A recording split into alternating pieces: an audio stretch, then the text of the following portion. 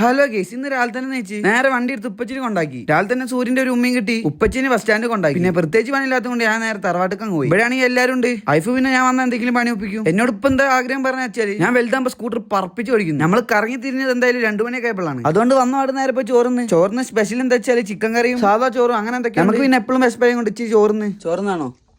എന്താ കറി?